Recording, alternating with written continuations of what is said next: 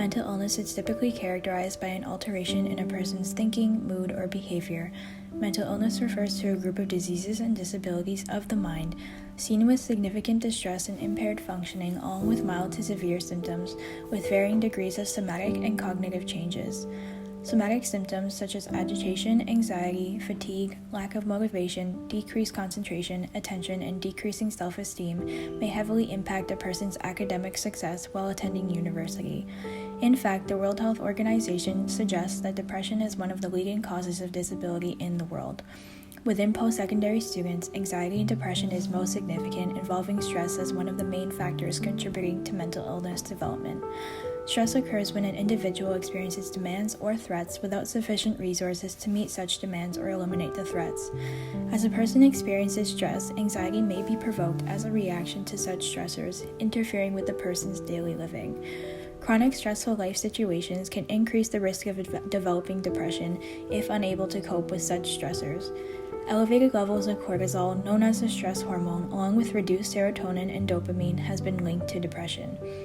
A student attending York University may feel overwhelmed by academics, as well as various socio-environmental factors such as finances and cost of tuition, career, sleep, family problems, and finally relationships. The Wellness Hub aims to be the central point of all health and wellness services and workshops on campus.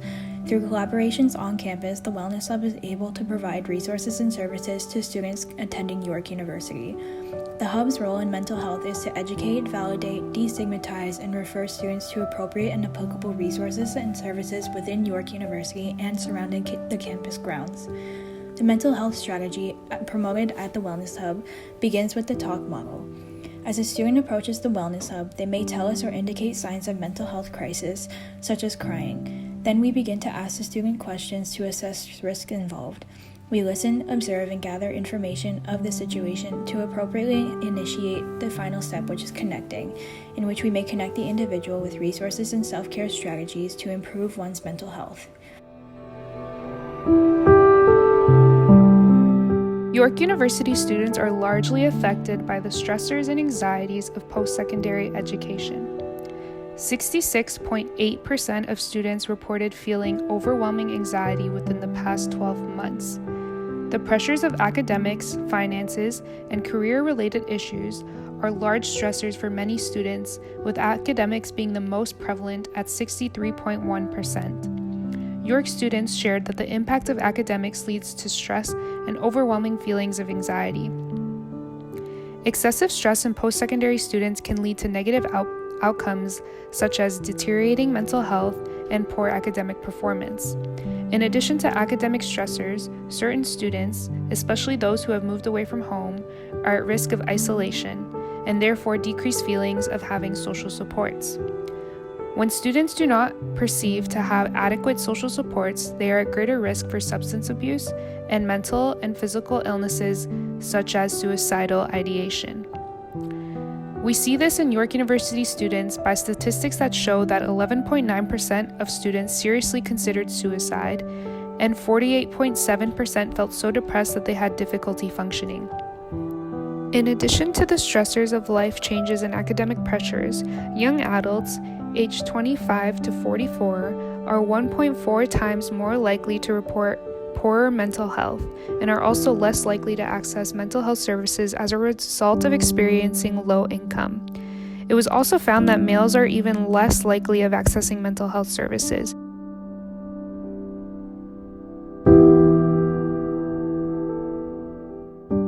Mental illness, beyond the biomedical model, involves debilitating living conditions and societal issues impacting one's mental health and leading to mental illness, such as a lack of access to physiological needs such as food, shelter, and safety, and living in chronic poverty, limiting one's ability to achieve mental health. The social determinants of health impact one's mental health, varying by the type of mental illness one obtains, as well as the individual, the family, and the socioeconomic environment.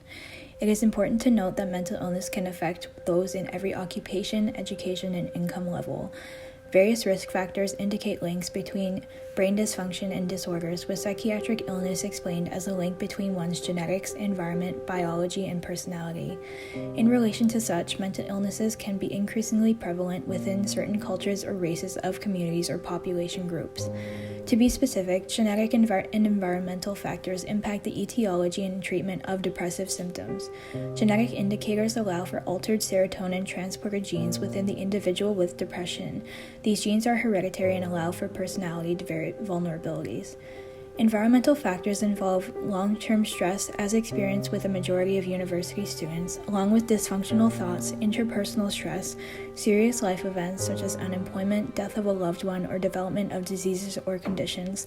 And it is important to note that mental illness may be caused by medication side effects. The York University student community is diverse with many cultural backgrounds, coming with many customs and traditions which impact students' lives. Some students also struggle financially while others do not, further contributing to inequities impacting health and access to health care. There are several social groups at York to create a sense of belonging and community. Barriers for students and faculty to access mental health services could be feelings of isolation, stigma, and workload issues. Unmasking these is very important to achieve and maintain wellness. And York has a variety of resources to support students with their mental health, regardless of their economic, social status, gender, biological factors, or education.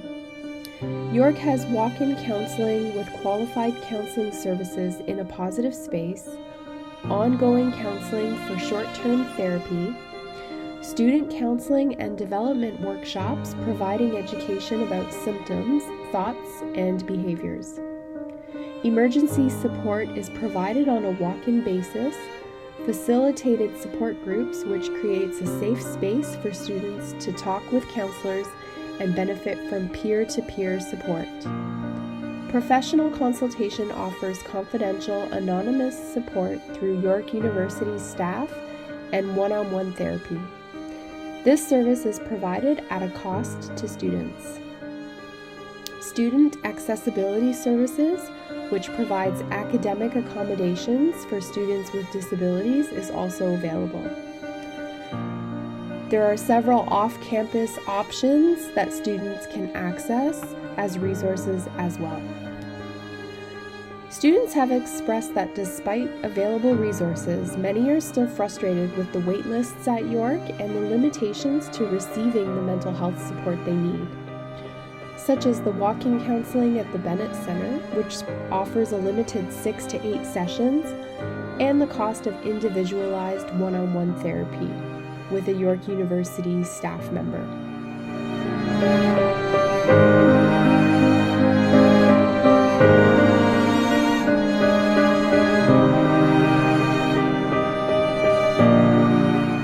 In order to address the needs of the population, the nurse plays 3 important roles of promoting health and capacity building, health prevention and health protection, and also relationship building.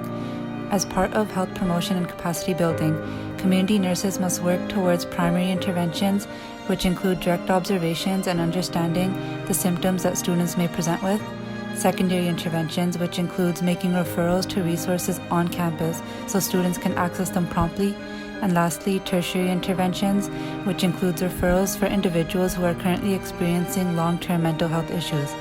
Through these interventions, nurses can work towards capacity building by providing health teaching through outreach initiatives to enable people who are experiencing mental health concerns to understand the topic better to make more informed decisions relating to their plan of care. For health prevention and protection, it is important that nurses assist individuals to make decisions about decreasing their risk factors for mental health by providing informed and evidence-based information. In order to provide appropriate health prevention information, it is essential that there be intersectoral cooperation with agencies such as Apple Tree Medical Clinic, the Center, York Federation of Students, and the Wellness Lounge to increase access to on-campus supports. However, there is oftentimes high demand placed on overtaxed campus treatment services and long wait lists, which can be a barrier to early prevention of mental health. In order to combat this, it is important that community nurses use an upstream approach. For example, the use of a post-secondary stressor index, which is an index of student-specific stressors which can be used to target early mental health concerns and focus on stress reduction among students. Lastly, the community health nursing practice standard of relationship building is important to enable the nurse to create therapeutic relationships with people who have mental health concerns. This can help them to begin to feel comfortable in speaking about their issues. Through building these relationships within the York community and with agencies, community nurses can emphasize mental health promotion and prevention by providing skills and resources needed to navigate stressors inherent to post-secondary experience.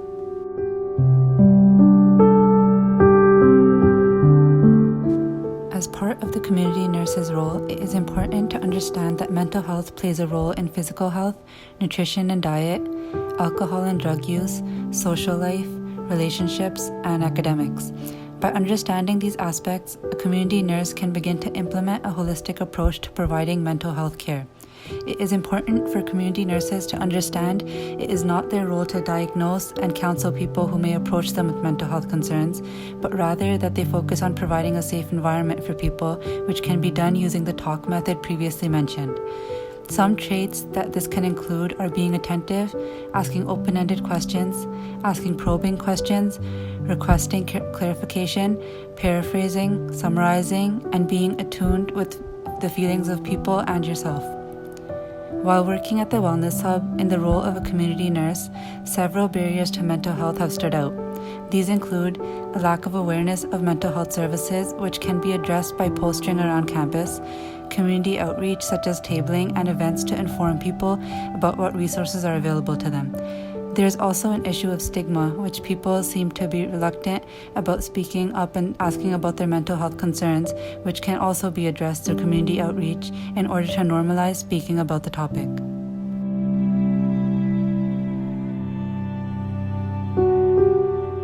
Our group participated in community outreach surrounding mental health in Berry Hall. We asked students to share their personal experiences around the barriers to accessing mental health services and engage them in a Jeopardy game in efforts to increase their knowledge on mental health services on campus and healthy coping strategies when dealing with anxiety and stress.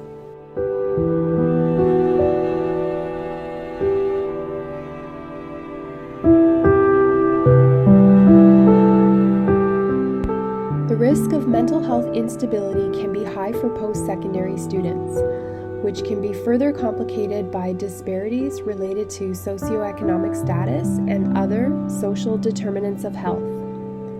This can impact an individual's or a community's ability to practice effective stress management. It is important to unmask these disparities and position members of the York University community to access resources necessary through primary healthcare principles.